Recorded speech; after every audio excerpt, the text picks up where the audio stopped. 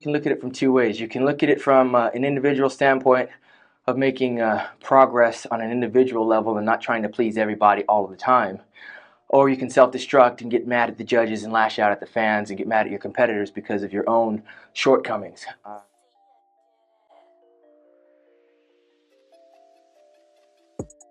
You may love him, or you may despise him, but if you're a bodybuilding fan, you certainly know him.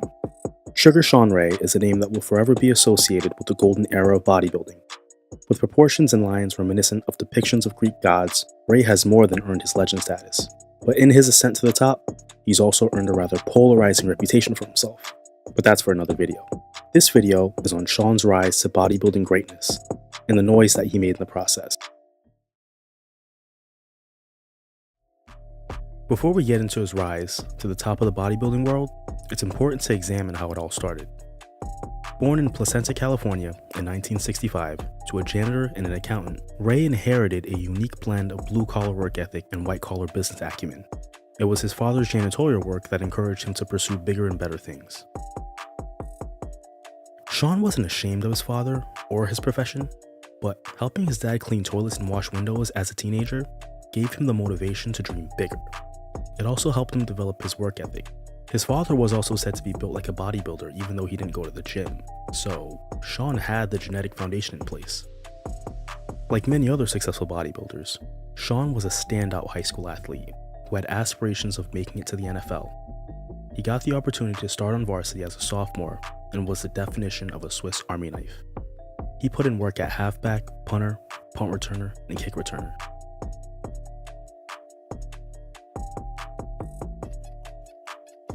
In 1983, Shawn set El Dorado High School's all-time rushing record and the record for the longest run from scrimmage at 98 yards, both of which still stand to this day. In 2003, his alma mater inducted him into its Football Hall of Fame and retired his number 1. Suffice to say, Ray had the physical gifts and the genetic potential to step on stage and be great. And his journey to realizing that potential would start at the tender age of 17 when he would meet and begin training with ifbb hopeful John Brown. Okay, look at this guy. If he trained at my gym, I'd want to hit chest and shoulders with him every week. But those sessions wouldn't be easy, as according to Shawn, he threw up and quit more in 6 months training with John than he had at any other given time. Fun fact for my football fans watching, John Brown is the father of these guys. The lesser known football version of the Ball brothers. And Amon-Ra just finished a fantastic season with the Lions, so good for him. Go Amon-Ra. Back to Shawn. John Brown's tutelage and mentorship was instrumental in helping him realize his potential as a bodybuilder. John Brown? Without John, I wouldn't be here. Just like without Joe Weider. John was the one that showed me that the hard work in the gym is where the money comes through the bank. Being a shorter guy at 5'6", Shawn had seen Chris Dickerson and Samir Banu win the Olympia in 82 and 83, respectively. And with those guys being around the same height as him, he had all the validation he needed to believe that he could accomplish the same thing. Not to mention, many of the biggest names in bodybuilding like Franco Columbu, Lee Labrada, Mohamed Makawi were all shorter competitors. Having been a teenager with genetics so precocious that he was constantly being confused for a bodybuilder, Shawn figured he would actually give it a shot. Having John Brown in his ear and building his confidence, Shawn developed the motivation to take up his new hobby, and within 6 months of taking his training seriously, he stepped on stage for the first time. When he saw me, he thought I was already training for bodybuilding, but I was training for football. 6 months later, I was on stage. Then I was his full-time training partner for a year. In 1983, he competed in his first 2 amateur shows, the Orange Coast Championships, where he took second in the short division. A little demeaning, I might add. I like vertically challenged, but that's just me. He also won the California Gold Cup, where he placed first overall. Extremely impressive for an 18-year-old senior in high school. According to Shawn, it was then that he knew he would become a bodybuilder. In that very same scholastic year, Shawn got injured and was sidelined most of his senior season. As the summer of '84 fast approached, Shawn had to make the decision between competing in the All-Star football game or the Teenage Nationals, both of which were taking place in June. Well, we can make a pretty good guess as to which route Shawn decided to take. Shawn placed second at the Teenage Nationals that year, along with the overall win at the Mr. Teen Los Angeles. Shawn was cementing himself as a teenage phenom, beating men much older than him in arguably the most competitive era of bodybuilding.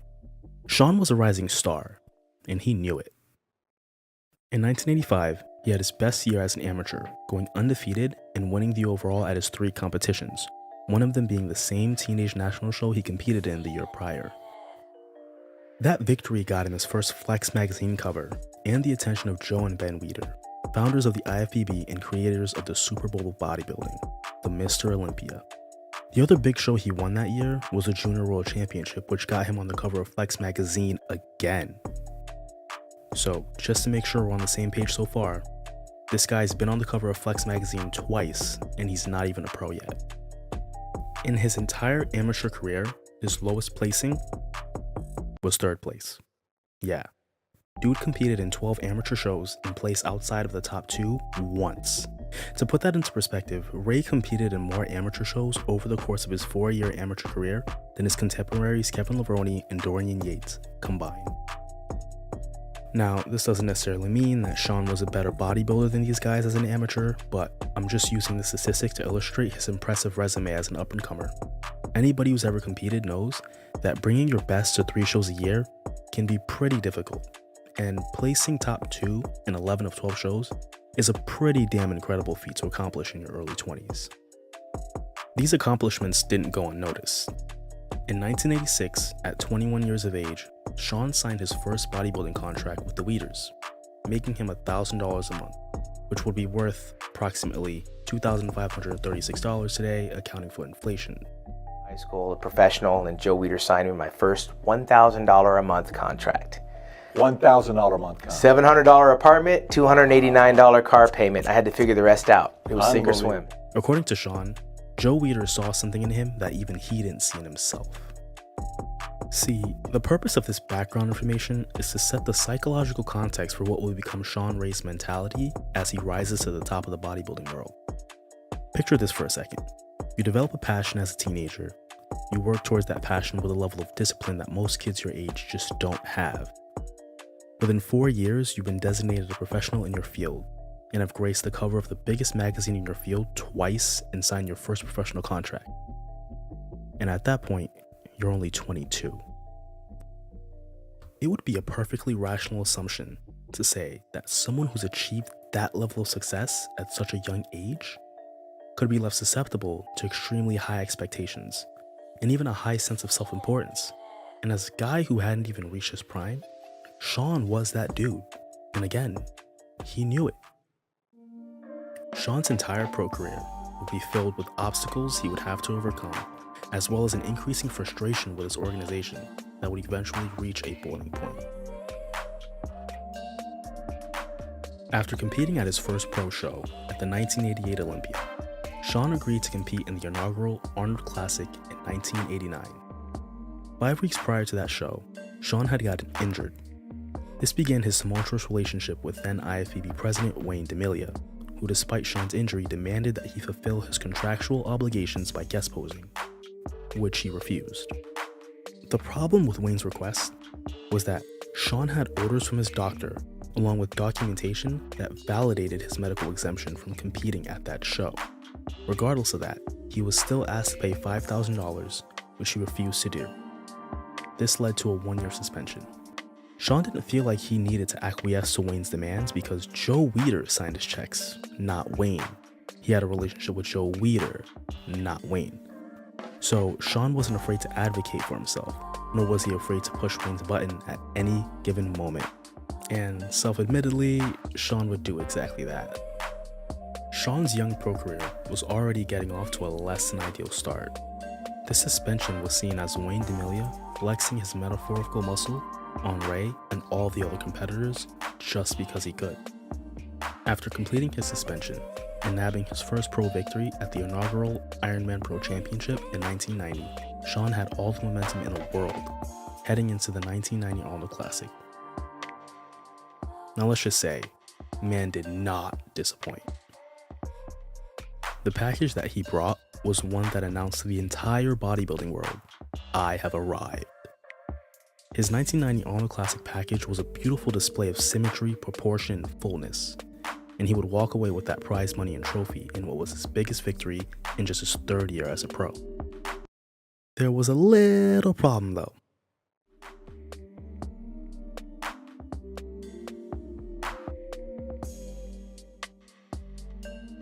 The IFBB implemented drug testing protocols for pros in an effort to clean up the sport and improve bodybuilding's image.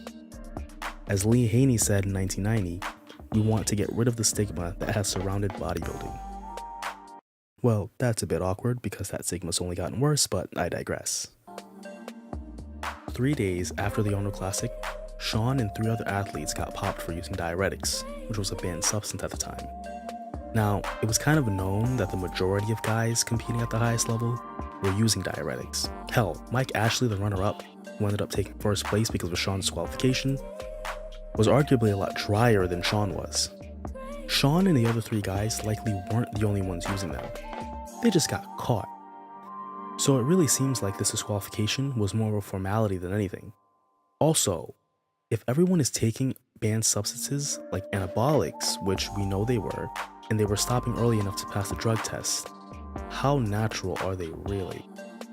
These new drug testing protocols almost come off as a half-hearted attempt by the IFBB to create some plausible deniability regarding the anabolic use of its athletes, and also to allow bodybuilding to be taken more seriously in the eyes of the general public. In the words of Shawn himself, Carl Lewis and Ben Johnson. While Carl Lewis hadn't tested dirty and Ben Johnson was caught, we later found out that Carl Lewis was dirty all the time. Right. And all that shit came out after the fact. And at the end of the day, if everybody's dirty, then who's cheating? Right.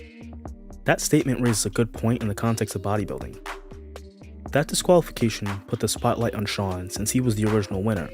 And although not a career-ending incident, it would forever be a stain on his resume and one less victory in the win column. After the disappointment of the Arnold, Shawn would set his sights on the Olympia. He would make a remarkable improvement from his last Olympia placing.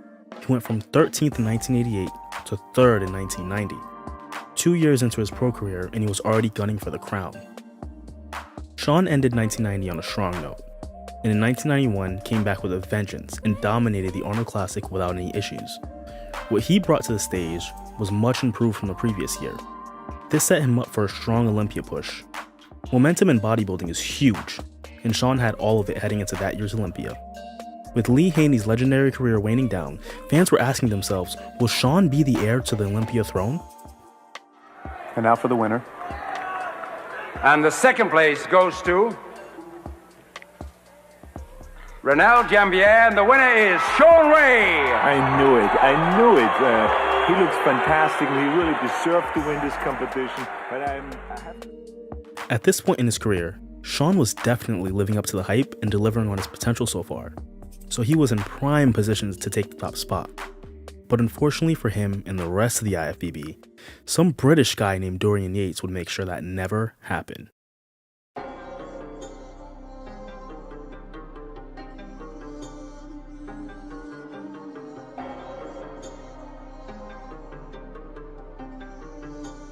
Across the waters over to the United Kingdom, there was a legend in the making named Dorian Yates, and he was about to come in and single-handedly change the sport of bodybuilding forever, while becoming Shawn's arch-rival in the process. The thing with Dorian was, nobody really knew him, and very few competitors had actually seen him compete before. This was long before social media and social media standards set for bodybuilders. His nickname was the Shadow throughout his career because he was kind of lurking in the darkness during the off-season, out of complete view of all of his competition, with the exception of a few guest postings here and there. His overall progress for the most part was a complete mystery. I say all of that because in 1991, he came out of nowhere, and nobody was ready.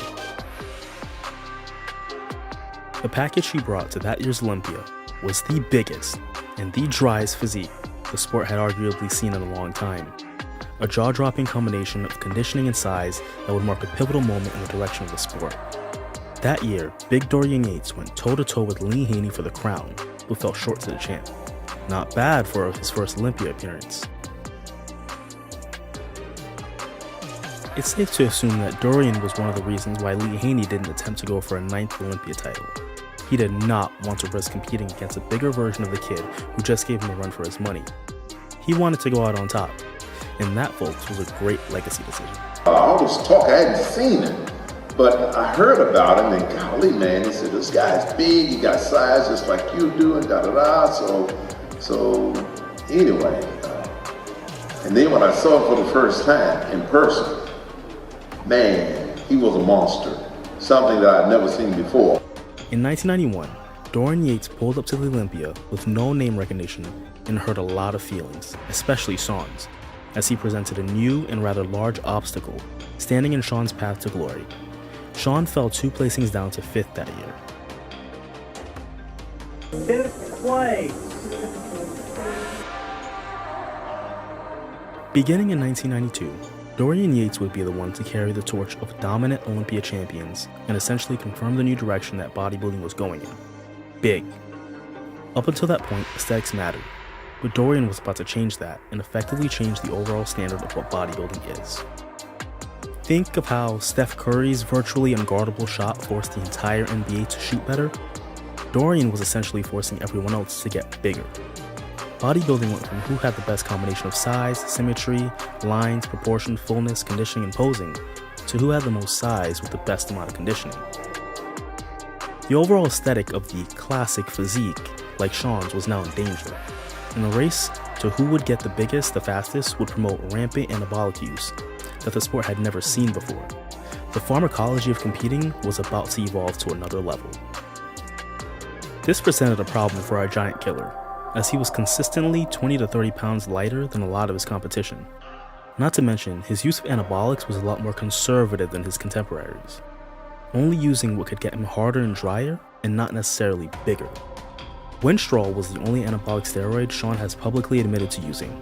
Never even thought about using insulin, and all that stuff was kind of coming in the 90s. I don't want to say I got caught. I was ignorant to the idea of how long they stay in my system. I was using, I got off for 3 months, and I tested positive. What'd you test positive for? Was this Winstrol V, the same thing that Ben Johnson Yeah, that was stays in using. your system.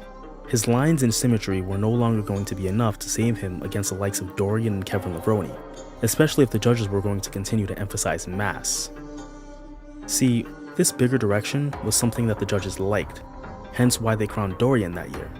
And the fans loved it too because of what we call the freak factor, that quality in a bodybuilder that makes you marvel at the anabolic capabilities of the human body. Think Marcus Rule at the 2002 Night of Champions. After putting in the work in the offseason, Shawn moved up a placing at the 1992 Olympia into 4th place. Confirmation that despite his lack of size relative to the competition, the judges still liked what he was bringing to the stage.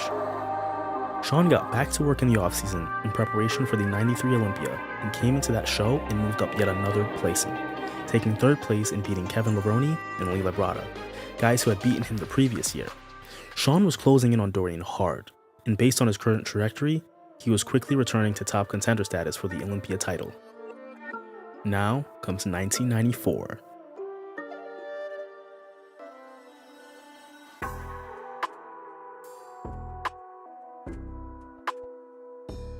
Dorian at this point is a 2-time Olympia champion, and as most could have predicted at the time, had been getting bigger and bigger. Shawn, though, wasn't fazed. He would come into the 1994 Olympia and present yet again his best package to date. What you're watching is, in my opinion, one of the greatest finals posing routines in the history of the Olympia. While posing to Jennifer Holliday's classic R&B hit, Shawn delivered what can only be called pure art and poetry in motion, a true display of passion that John Brown had instilled in Shawn. John had taught Shawn the value of posing, projecting, and accentuating his best features to beat the guys next to him, something that Shawn carried with him and mastered throughout his whole career. And in 1994, it was on full display. I mean, look at that. That's just the essence of art. And the 2nd place plaque being given by Ray Boudreau of Body Masters. These awards will be given to competitor number 7, Shawn Ray. In the end, when it was time to announce the 1994 Mr. Olympia, it would be Dorian Yates' name that would be called, and he would win his 3rd of 6 Olympia titles. This did not come without some controversy, however, as Dorian had torn his left bicep weeks before the show, and not only was it noticeable, but it took away from Dorian's physique a bit. He was also less conditioned than Shawn. Overall, he was visibly off, and fans and pundits alike would wonder, is an Olympia champion with a visible injury really worthy of taking the title? The judges certainly thought so, and in crowning Dorian for the third straight year in a row, despite Shawn's jaw-dropping and complete physique, they were once again confirming bodybuilding's bigger is better direction. Points in bodybuilding are calculated based on who has the least amount of flaws, and there's a very strong argument to make that Shawn objectively had less flaws than Dorian, having come so close to tasting victory and losing. The fans were wondering, what was next for Shawn? Could he compete with the big boys? And if he couldn't beat Dorian with a visible injury, could he ever beat him? Shawn, being the competitor that he is, had no choice but to get bigger, and he got to work along with the rest of the Olympia hopefuls. The size race was raging on, but Shawn was still lagging behind a bit. Not having the size advantage as the other guys was proving to be an uphill battle. In 1995, Shawn missed his peak, and Kevin Levrone and Nasser El Sambadi would place second and third respectively, with Shawn dropping a placing to fourth. Dorian Yates would come back in 1995 very close to 100%, and he delivered arguably his best package ever and took his fourth Olympia title in the process. Fans would once again ask themselves, was Shawn Ray's window closing? And did he have a place among this early breed of mass monsters?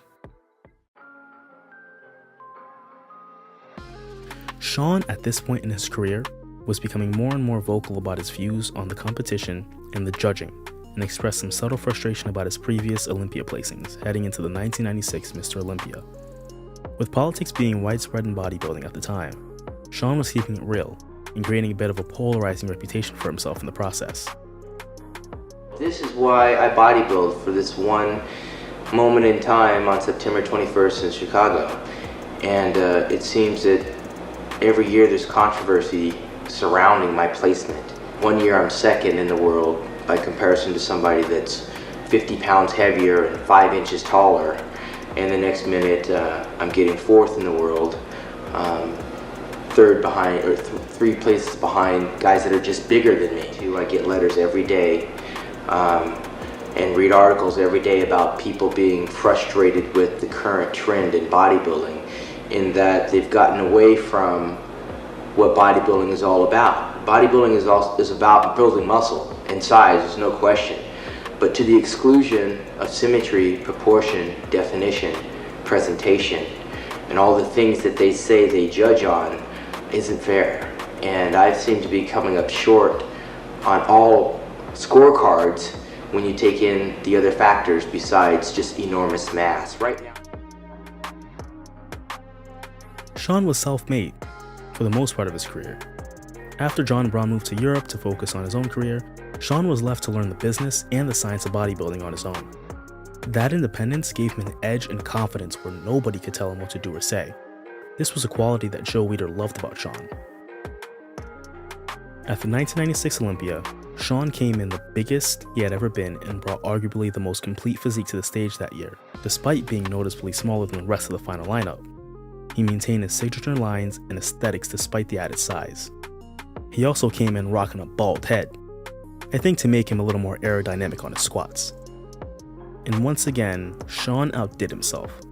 His package that year was good enough to put him in the final 2, against, you guessed it, his good old buddy Dorian.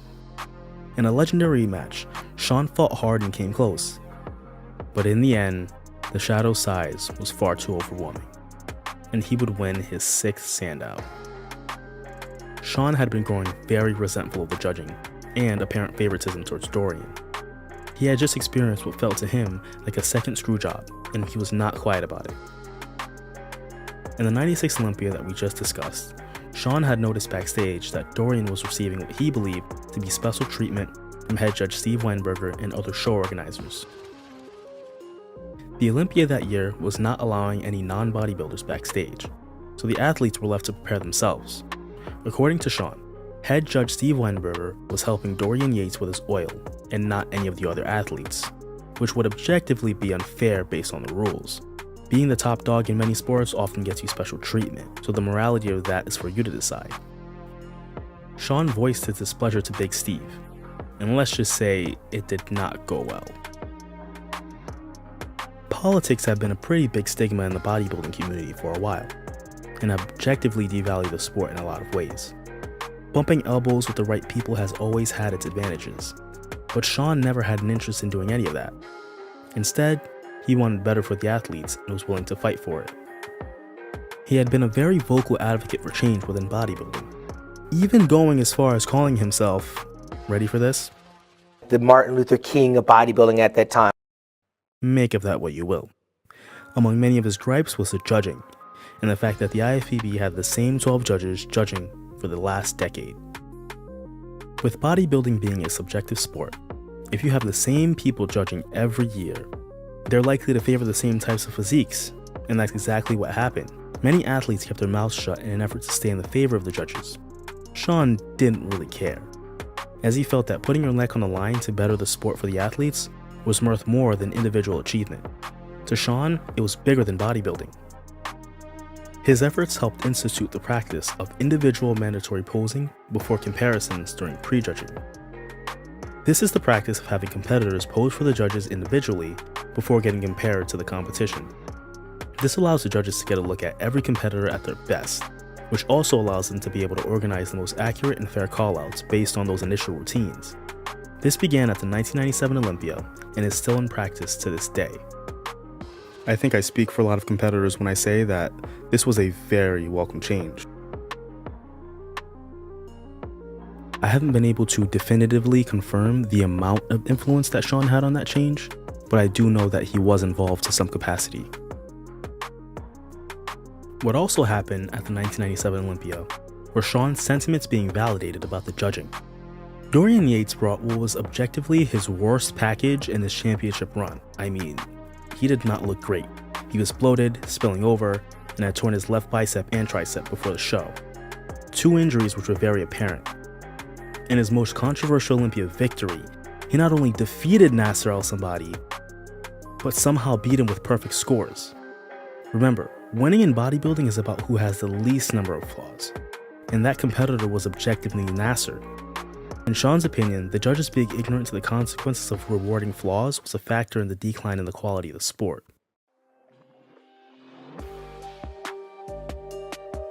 Shawn was an absolute menace. The 97 Olympia was also the year that he fabricated the rumor that Flex Wheeler had calf implants as a means of psychological warfare. This led Flex to fabricating the infamous ninja story, but that's for another video. The year is 2001, and the setting is the Mr. Olympia press conference. Shawn is taking the opportunity to address his frustrations. Hearing that, we can actually see the individual scores from the judges, because the paper that we are handed out, and actually the general public gets as well, is only the total score. There is no individual judges with their names next to their scores that any of the athletes have seen. It was 1988 or 1989, somewhere in there. I've been in 11 Mr. Olympias, and I've yet to see that type of a format ever since. And this is the first time I'm hearing that we can actually go to Wayne DeMilia and get that piece of paper, because it's never been offered. That being said, I don't think that we should have to go to the ifbb president to get a piece of paper that he already has to find out the individual scores from the judges and have a press conference, because all of you guys complain when it's all over and done and Ronnie's got the trophy and he's gone. And I don't like hearing it. I'm tired of hearing it. This is the forum because your input changes things. And if we hear it loud and clear and stop sitting there and being afraid to ask that question, Wayne's here for this reason. We're here for this reason. You know, this year. We haven't made any progress. There's nothing changing with the judges. Yeah, we have 22 judges that are in rotation. But nobody's asked the question, out of those 22 judges, how many judges judged us last year that will be judging us this year? That's a very important question to know. How many of those judges that judged me last year will be judging me this year? That's important to know. Whether we have 58 judges, 22 judges, or 12. If there's 7 of them judging me again in the consecutive year, then what have we accomplished? We haven't done anything. So those are questions. This press conference was infamous for not just Shawn's brazen jabs at the judges, but also for what reigning champ Ronnie Coleman's response was to how Shawn felt. We don't live in a perfect society. Nothing's never going to be perfect. From day one, we've been battling over this and battling over that. Nobody's ever liked everything somebody else has ever liked. I don't like ice cream. Bob don't like ice cream. Susie does. I don't like apples, and John don't like oranges. I don't like oranges either. It's always going to be a problem.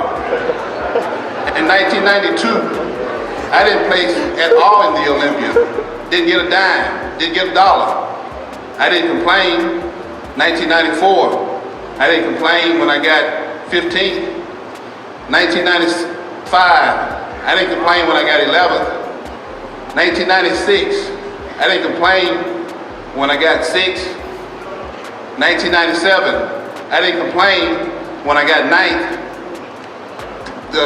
The moral to the story is, why complain?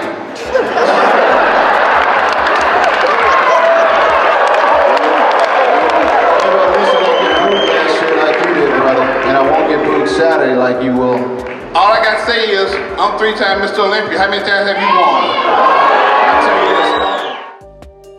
this. This hilarious rebuttal by Ronnie brought an entertaining level of verbal jousting that the press conferences have always been known for. From a fan perspective, it was great to see. The big Rottweiler Ronnie squashing the seemingly whiny Chihuahua that was Shawn Ray. It was gold. But here's the thing. Behind Ronnie's demeaning comments to Shawn was the reality of Shawn's fight for overall improvement within the IFBB. He was kind of alone.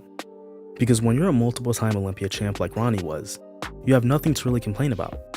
The flaws in the judging don't really matter to you, nor are they even apparent to you when you're in first place. And as far as you're concerned, the judges are doing a fantastic job. You come back to me that just because I'm Mr. Olympia and I've won 3 times in a row, that something's wrong with the judges. You're taking it personal. How can there be something wrong with y'all's bodies? You're taking it personal.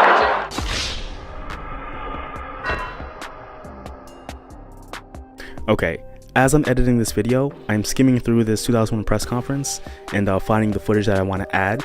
And I knew that Ronnie had gone off on the competitors, but I had no idea how bad he violated them. I mean, goddamn it, Ronnie, you humongous savage. This exchange with Ronnie was not the only event this press conference was famous for. There was a judge who critiqued Shawn's physique, claiming that his appearance hadn't changed in 10 years. The egregious problem with this statement is that a judge, who is supposed to be fair and had not yet seen his physique, was already assuming that he hadn't changed. I need to do that, Deshae. Okay, so why don't you do that? Because that's what we're here for. Listen, We're here to better yourself, because you come in the same every year. You don't That's your change. opinion, and this is You your don't first change. Mr. Olympia that you're judging. Whether I change Yeah, but or I've not, judged the Deshae. Arnold twice. I've judged the Ironman. I've got 20 years of experience. Can I say something?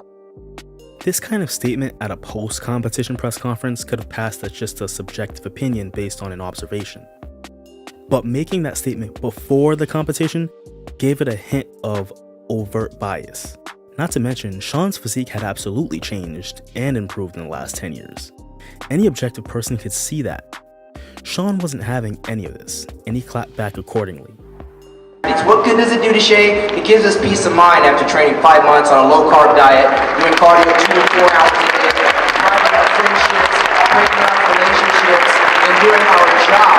At the end of the day, if I can see that the judges also did their job, there's a little bit more accountability there. And I do hold the flag for a lot of the smaller bodybuilders, but when I have a judge tell me to my face the night before she judges me, you haven't changed in 12 years, and she's going to turn around and judge me, how do you think I take that?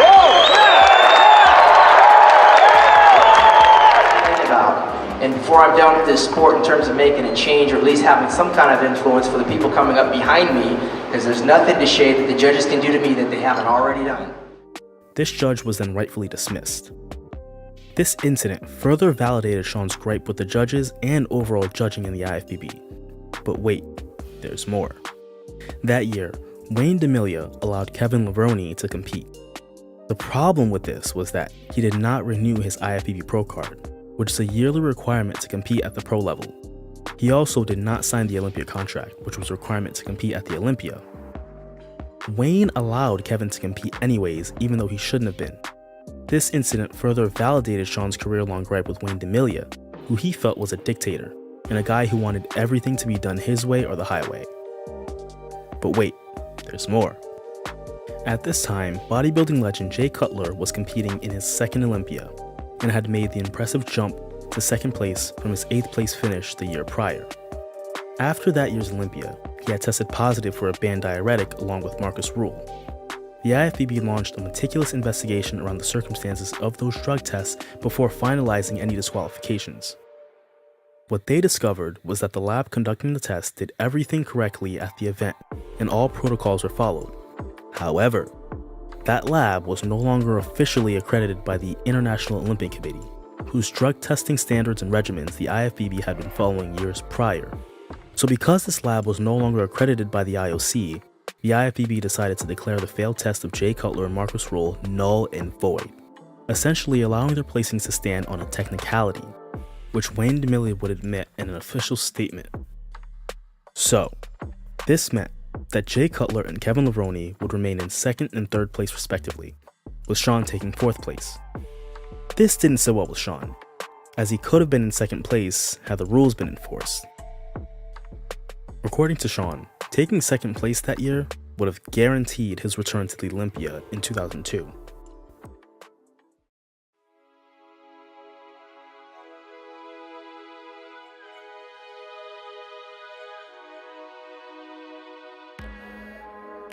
Having just been screwed over yet again, Shawn had to watch the rules be disregarded in favor of politics. After these events, Shawn had to really consider whether the amount of time he was putting into bodybuilding, as well as the wear and tear on his body, was worth everything he was missing out on that deep down inside he really wanted. In his final 5 Olympias, Shawn would place 3rd, 5th, 6th, 4th, and 4th. Many have said that Shawn's last appearance on stage marked the end of the golden era of bodybuilding, as he was the last true classic physique in open bodybuilding.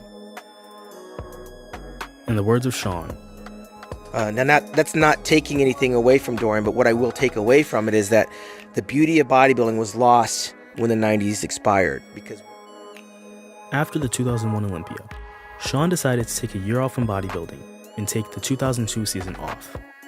That year allowed him to explore life away from the stage and training just for the fun of training, as well as explore his post-bodybuilding career. Shawn made the decision to run for Athletes Representative, a position he felt the IFBB really needed. He ran on the platform of transparency, proper monetary distribution, and of course, judging reform. This aspiration was not well received by his good old buddy Wayne, who believed that an athlete's rep would not be good for the organization. But Shawn was given the position regardless. This tenure wouldn't last though. In 2003, he quit due to the other athletes within the organization not willing to stand up and back him in his effort to bring legitimate reform. Shawn believed that athletes could have done a better job of representing each other, especially the athletes who had the power and the platform to be taken seriously, athletes like Ronnie Coleman. There was honestly no point in going to battle for people who just weren't willing to fight. Shawn's 1 year off turned into 2 years, and he would get married to his wife Christy in 2003. In 2004, the Weeders sold their company to American Media Inc., also known as AMI. That same year, Shawn got a major supplement deal with Van Nuys-based supplement company Biotech Nutritionals. That supplement deal was paying him double what he was getting with his contract from the Weeders. This deal, according to Shawn, gave him a reason to never step on stage again. Having made a pretty lucrative and overall successful transition from bodybuilding, Shawn could focus on his new business ventures while also building his new family with his newlywed wife Christy, which is exactly what he did. In 2005, Shawn and Christy welcomed their first child, Asia Monet Ray, who, in a simple Google search, revealed to me that she is significantly more famous than her old man, so clearly the talent was passed down. She even got her own reality show called Raising Asia, which only lasted a season, but still, a reality show is pretty dope.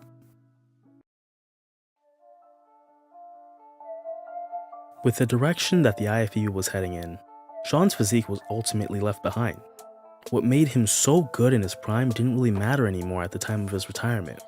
The sport was simply getting bigger than what his genetic capability and age would allow. As he would say, his physique was 5 years too late. He blossomed at a time when God-given genetics was the main factor in one's success, with anabolics only supplementing that. His willingness to speak his mind behind the scenes as time went on spoke to his growing frustration with the organization, an organization he no longer felt he had a place in. It's possible that his constant critique of the judges led to him being overlooked, especially in the back half of his career, but we can only speculate about that. Shawn ultimately made the right decision to move on and focus on other things. In retrospect, it's very hard to see a path or scenario where he would have ended up champion. He came up short in his best 2 attempts and arguably got robbed in one of them. Regardless, bodybuilding is a subjective sport and it's filled with shoulda, coulda, wouldas. And despite never having lifted a sandow, he doesn't lose any sleep over it. Not only has Sugar Shawn Ray rightfully earned his place as a legend in bodybuilding, but he's also earned his place as an uncrowned Mr. Olympia, one of the best uncrowned Mr. Olympias. Now, while most bodybuilders retire and focus on other things and kind of fade into irrelevance, Shawn was all about the spotlight. One thing he maintained, even in retirement, was his big ass mouth. And to all of his haters, who hated the fact that he was vocal before, oh, they hadn't seen anything yet. If Shawn Ray the competitor was somewhat of a loudmouth menace, well, Shawn Ray the retiree and Hall of Famer would become one of bodybuilding's biggest villains. When Shawn Ray retired, he may have retired from the stage, but he didn't retire from the camera or the bodybuilding community. Shawn has consistently loved the spotlight his entire career, so there's no surprise there. It's what he's been doing with some of that attention that has really turned off a lot of people. For starters, let's talk about his sentiments on other competitors. Shawn has spent a lot of his retirement going at it with former and current competitors in what feels like a never-ending beef between him and the entire industry. A lot of that stems from his blunt commentary and analysis. See, Shawn is not the type of analyst who will sugarcoat his opinions or try to make them more palatable. He'll call it like it is with no regard for how anyone may take it or how it may be perceived. He also makes a lot of assertions in his analysis about what he shoulda, coulda, or woulda done, or how he would do in today's bodybuilding. Think 90s NBA legends constantly comparing themselves to the players of today with zero regard for generational differences. Now, let me say that there's nothing wrong with this because it's a part of every sport and serves to drum up some interesting conversation. With Shawn though, it often comes off as bitter and almost hater-like because he'll sometimes go out of his way to diminish the accomplishments of other competitors. You see, our boy Shawn has always thought very highly of himself. Anybody who's at all familiar with Shawn Ray knows that his ego was always bigger than his 18-inch biceps because, as I mentioned in my previous video, Shawn was the golden boy. He was a teenage national champion who turned pro and became a bodybuilding star before he was 22. Granted, it was a different era and turning pro at that age nowadays is not as common as it was before, but still, quite impressive. Shawn Ray was that dude back in the day, and he won't let anyone forget it. I mean, seriously, he spent a lot of time during his retirement reminding everyone of how good he was and how amazing his physique was, as if the fans forgot or something. And this really showed itself throughout his career as an Olympia commentator. Shawn began commentating at the Mr. Olympia competition in 2017, and his journey as a commentator was very tumultuous to say the least. This is because Shawn spent way too much time focused on the wrong things as a commentator. A commentator's job is to provide objective analysis and educate the viewers on what's happening on the screen in front of them. For novice viewers, this is crucial as it provides very important context and will make the viewing experience more pleasant, while also increasing the likelihood of those new viewers gaining interest. I mean, imagine watching a football game without any commentary. Sure, it'll be entertaining, but it would feel a bit empty and incomplete because there's just something about being able to listen to an explanation of what you're watching that enhances the viewing experience significantly. So where Shawn fell flat was when he would give blatantly biased analysis, which would come off as very distasteful and unprofessional as well. Yeah, he's put together kind of funky, like the traps are hanging from his skinny neck. He's just like a silverback gorilla. In my opinion, if he likes you, understand, and you on stage, he will talk you into heaven, you understand? And if it's, the opposite, you understand, he will break you, you understand? Shawn would also talk excessively about himself and his own career throughout his commentary, completely taking away from the competitors he's supposed to be analyzing. His mentions of his own career give off the vibe of an old head wanting to relive the glory days rather than someone using it for context. Now, contrast this with an example of an amazing commentator in Tony Romo. What makes Tony so good is his natural and uncanny ability to explain the technical side of football in a palatable way. A way that not only emphasizes his passion for the sport, but his deep knowledge of all things football, all while staying completely objective. See the design of this play.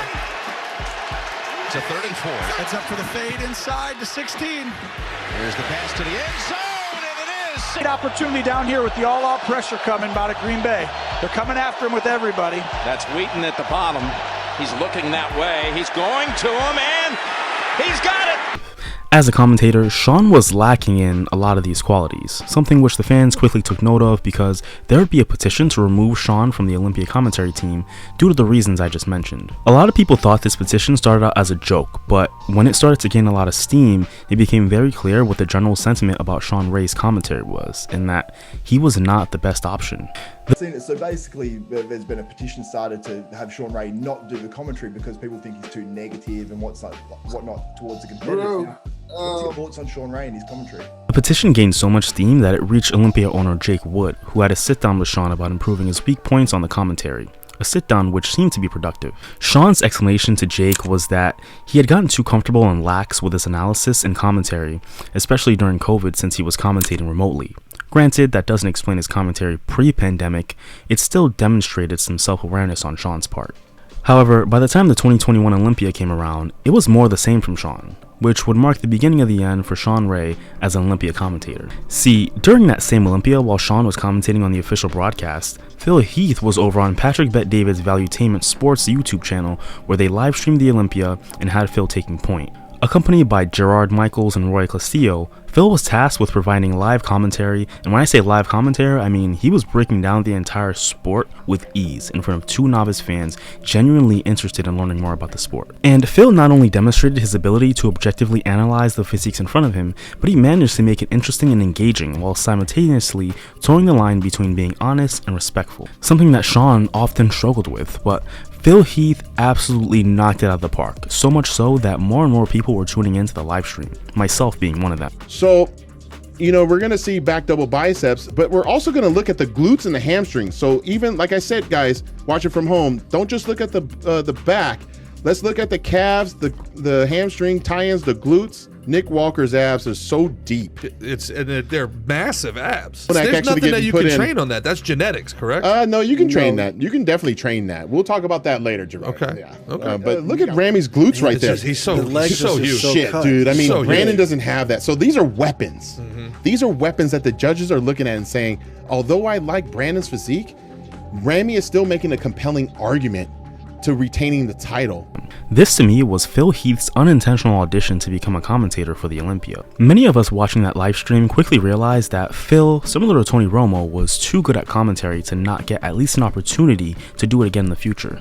Not just on the Valuetainment Sports YouTube channel, but on a bigger stage. So it would be no surprise when in July of 2022, Phil Heath would announce that he would be joining the Olympia commentary team for this year's Olympia, giving Shawn Ray the boot in the process. This news was very welcome to the fans because for those of us who had the opportunity to watch that live stream or the Boston Pro live stream, we all saw that Phil was the clearest and most logical option to have in that commentary team. And he will no doubt immediately increase the quality of that live stream, something that is very important given the direction that Jake Wood is trying to take the Olympia in. Since he bought it, Jake Wood has strived to seriously address issues holding back progress in bodybuilding in an effort to help it get back into the mainstream. And moves like bringing on Phil Heath are the exact ones to make if we're going to help bodybuilding have another renaissance. When he wasn't doing Olympia commentary or running Digital Muscle, Shawn managed to find other ways to stay relevant, the most common being through interviews. Shawn has always loved to talk about his career and the state of bodybuilding, something that we can't fault him for. Unlike some other legends, Shawn hasn't been too selective with who he gives interviews to, because again, he loves to talk. However, Shawn's mouth has definitely gotten him into a lot of trouble within the industry because he seems to throw caution to the wind the moment you put a microphone in his face. For example, when Kevin Levrone decided to make his Olympia comeback in 2016, Shawn had some harsh things to say. Why Kevin and I are not talking? Kevin deleted me from his social media, so I told you when we started, before I open my mouth, either he's going to appreciate what I have to say or we're no longer going to be friends. I accept the fact that he's chosen no longer to be my friend because I spoke the truth. And you know what they say about the truth? It sets you free. Kevin took some of those comments personally, which put the two on the outs for a couple of years before they buried the hatchet at the 2018 Pittsburgh Pro. So there's no more bad blood there, but where there is bad blood is between him and Golden Era legend Lee Priest. I love to poke fun at Lee Priest, so he still comes back at me. And you know, he's got a certain dry humor about him that I like to kind of hear it, so I keep poking him. When asked about his feelings on Lee Priest during an interview, Shawn had this to say. Hamstrings that didn't match up in terms of the detail nor the definition. A very weak back, always a film of water and fat on the backside. From the front, very strong muscularity, a very weak upper pecs in general. His arms were overpowering, very good shoulders. We're gonna beat me, never did. If you take that physique and you drop it into the 212, where you have guys that are my size, I'm not afraid of a James Flex Lewis. I'm certainly not looking over my shoulder at a Lee Priest. Lee Priest, of course, responded, but their feud remains unresolved to this day. The only reason Shawn would place ahead of me was, Shawn, you know, like you see his face is brown? It's not because he's a black guy, it's because it's the shit from what a fucking ass he's kissed. Now, shortly after this, Shawn would get himself in another situation, this time with a late Dallas McCarver. Dallas was 3 weeks out from the Arnold Australia when he posed for IFB president Jim Mannion, and based on what he presented to Jim Mannion, Shawn was not impressed, specifically with respect to how he was struggling to hold his poses. So of course Shawn vocalized this in an interview, and when the Arnold Australia rolled around, he clearly sensed that there was some tension between him and Dallas, so he approached him to clear the air. Dallas then confirmed to Shawn that he was in fact mad at him for making those statements without talking to him directly first to get some more insight. Dallas then revealed to Shawn that he had been throwing up for 3 days prior to that Arnold Classic. Now this statement is significant because the day of the Arnold Classic, Dallas would end up collapsing on stage in what would become one of the most viral moments to be recorded in bodybuilding history. And that event stoked the flames for one of Shawn's longest beefs, which he has with Chad Nichols, Dallas's coach. See, Shawn's disdain for Chad started back during his competitive years, but it didn't get too heated until Dallas collapsed, and Shawn started to publicly trash Chad for not properly taking care of his athletes. In the forum that you're currently looking at, Shawn takes a jab at Chad as a coach by writing, "Where's the Chad and Singerman in all this?" referencing Chad and Aaron Singerman of Redcon, Dallas' sponsor at the time. Shawn then goes on to list all of Chad's athletes who have dealt with life-threatening issues or who have passed away. A list which is factually correct as well as indisputable. He then goes on to mention the fact that Dallas was already having health issues at 25. Issues which would prove to be life-ending, as Dallas McCarver would tragically pass away at the age of 26, only 5 months after that Arnold Classic Australia. His death validated Shawn's feelings about Chad, as well as gave some credibility to the reputation of him being a danger to his athletes, or Dr. Kevorkian, as Shawn puts it. Did you and Chad Nichols ever do anything together? Absolutely not. Okay, so I know there's He's more Dr. follow-up. Kevorkian to me, bro. Okay, so Their feud would begin to heat up 3 years later when Patrick Bet David asked Shawn about his thoughts on Chad. Adding more fuel to the fire, Patrick gave Chad the opportunity to reply to Shawn just 1 week later in a sit-down interview of his own. And Chad not only defended himself, but he went on to refute some of Shawn's claims. There has to be 3 things that has to factor in for me to work with an athlete. 1, I have to believe they're a hard worker. 2, I have to believe that they'll pay attention and do exactly what I say, that I'm not wasting my time with the athlete. And 3, I have to believe that we are going to click and that the person is not that he's a decent human being. Shawn doesn't match any of the 3 criteria. I have 0 interest in working with him.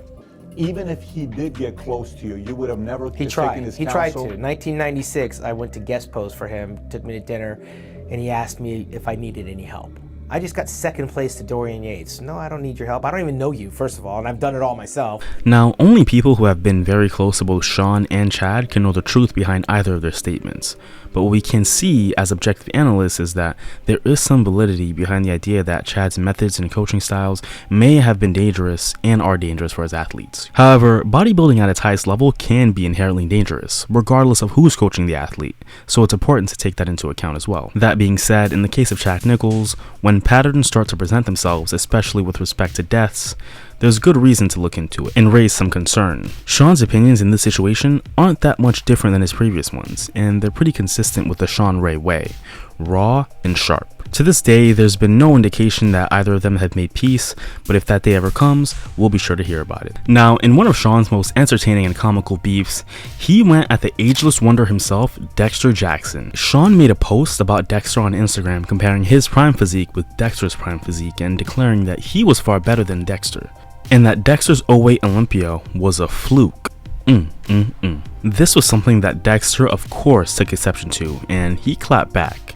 because you're not just going to casually disrespect the blade and get away with it. So in an interview with, you guessed it, Patrick Bet-David, Bodybuilding's resident conflict mediator, Dexter went back at Shawn. This sparked one of the most entertaining back and forths at the time. When I started smoking Shawn, Shawn left because I'm not even getting into all that. I've posted on my Instagram, I smoked Shawn his last year. Which also put their respective physiques under a giant microscope as bodybuilding fans all across the world sought to give their opinions on the matter. And if you thought one reply by Dexter was enough, well, you'd be mistaken, because like I said before, you're not going to disrespect the blade and just walk away with it with a slap on the wrist. No, he wanted to curb stomp Shawn, make him regret that Instagram post altogether. So he absolutely ethered him on a 33-minute Instagram live session where he exposed a lot of things about Shawn. If you push me, then I got to come get you. Wouldn't have made the top 6, had Flex and Kevin and all those guys was on. You beat those dudes when they was off. You couldn't even beat a broken down Dorian Yates to win the title, homie. Shawn wore a toupee. Y'all ain't know that, did you? He wore a toupee when he had hair, y'all. Yes, your boy had weave. Oh, and I can't forget this. Oh, and you don't want to talk about this. Y'all know what that means? Shawn got 2 inches. This beef slowly subsided when Shawn promptly backed off by not responding to Dexter and subsequently deleting that Instagram post he made, which sparked the whole feud in the first place. Now, thankfully, these two buried the hatchet at the 2020 Olympia press conference when Bob Chick asked Dexter about Shawn. Dexter made it very clear that he and Shawn were brothers at the end of the day and would always put the bullshit aside to stay on good terms with each other, because behind the jabs and headbutting, they were two guys who genuinely had love for each other. First of all, let's clear the record between me and Shawn. I love Shawn like a brother, okay? We've always gone back and forth doing this for many years, and I just want to let you know, brother, that coming up through the ranks when I was a young kid, you were the one that I admired. This was a very heartwarming moment and represented another time in Shawn's retirement that he was able to move past a conflict with somebody in the public eye. Unfortunately, this wouldn't last long, because Shawn would once again find himself at the center of not just a beef, but a controversy which did irreparable damage to his legacy and public image. When the late Shawn Rhoden passed away, the entire bodybuilding community was heartbroken, because Shawn wasn't just an amazing representative for the sport, but he had been going through some legal issues that prevented his comeback. A comeback that the fans were eagerly waiting for. Shawn's death stung because he was robbed of the opportunity to defend his title and strengthen his own legacy. So when he became the 4th Olympia champion to pass away, it was a very difficult pill to swallow. But the bitterness and sadness in the moment didn't stop Shawn Ray from chiming in and completely attempting to stain his legacy in memory with baseless allegations of drug abuse. Recreational drug abuse. After Shawn Rhoden passed away, Shawn Ray did an interview with Dave Palumbo over at RX Muscle where they discussed the death. And Shawn Ray inexplicably brought up drug abuse and other unfounded rumors about Shawn, all under the guise of bringing awareness. But considering recreational drug use was not confirmed to have been involved in Shawn's death or his life in general, these remarks were completely out of line, and the entire community was absolutely letting him have it. Rightfully so. Dave Palumbo was even catching a ton of heat for even keeping that video up on his channel, so he of course took it down, and also provided an explanation. At some point it turned to disrespect towards Shawn Rhoden and the memory of Shawn Rhoden, only because not necessarily the stuff that was true that he said, but it was the stuff that was not true. And I don't know why he threw certain aspects into the interview and took certain digs at Shawn Rhoden. I don't know what his motivation is, and for me to speculate is ridiculous. Now, with all the heat headed Shawn Ray's way, he of course had to muster up an apology of some sort and provide some kind of explanation. So he made an apology video, without a single apology. Over the weekend, I had an interview with RX Muscle Dave Palumbo talking about the passing of the legend Shawn Rhoden. And I jumped on there a little frustrated, a little upset about the fact that we're just having so many bodybuilders this year pass away. To the interview, it sounded a little tone deaf in terms of sensitivity. I was one of the guys that at prejudging, when he won the Mr. Olympia, had him beating Phil Heath while the entire nation of the Phil Heath fans were coming for me. And about the drugs in bodybuilding, I misspoke. I mean, listen, Shawn never ever intimated to me that he had any type of recreational drug issue or drug habit. We were not talking about recreational drugs whatsoever. My whole reason for going on there was to emphasize to every bodybuilder out there to get their blood work. I do warn the bodybuilders out there to pay attention to your weight, to pay attention to your health, pay attention to getting your heart checked, and that's what Dave and I both were trying to get across. And if you missed that message, it's unfortunate, because that's really what it was all about. And respect to the Roden family. That's it. Yeah, Shawn seemed to have been watching a lot of James Charles at the time, because he spent almost 7 minutes saying absolutely nothing while simultaneously making excuses and running around accountability, something which was very clear that entire video. It was difficult to watch that video without getting frustrated, especially if you were a fan of Shawn Rhoden's, because all the fans wanted was a proper apology, an admission of wrongdoing from Shawn, anything that could redeem him. But Shawn gave the fans nothing. He gave Shawn Rhoden's family nothing, just a bunch of weak excuses. Since the blowback from the Shawn Rhoden situation, Shawn's been staying low and trying to stay out of the spotlight, for now. And since he's being replaced by Phil Heath at this year's Olympia commentary, I think it's pretty safe to say we may be seeing less of Shawn Ray in the public eye. He's been continuing to run his media company Digital Muscle, which he's done successfully throughout his retirement, and I hope continues. Shawn Ray has always spoken his mind and given his honest opinions on any topic he can speak on, and he's prided himself on being blunt. But that bluntness is also what's gotten him into a ton of hot water with the fans and other competitors within the industry, and slightly hurt his image in the process. Is Shawn Ray a misunderstood guy whose criticism is just too tough for modern bodybuilding? Or is he a delusional narcissist who lacks self-awareness and self-accountability? Conventional wisdom would tell us the truth lies somewhere in between. I think Shawn hasn't fully found the balance between staying true to yourself while mastering the nuances of being objective and diplomatic. Which isn't to say he hasn't tried, because he's definitely shown some flashes of being objective in his Olympia commentary. He's shown some flashes of being objective in some interviews. But any momentum he had was derailed by his comments on Shawn Rhoden, which were unacceptable in every way. And I hope that Shawn can eventually grow and get back in the good graces of the industry, because his physique is one of the greatest of all time. But unfortunately, the mark that he left on the stage during his prime has been slowly erased and overshadowed by the mark he's been leaving on the industry with his mouth. I just hope, for the sake of his legacy, that he can eventually redeem himself. What do you guys think? Let me know in the comments below. If you like this video, consider giving it a like. If you want to see more content like this, consider subscribing and hitting that notification bell so you know when I drop my next video. I'm Large Kofi. Thank you for watching.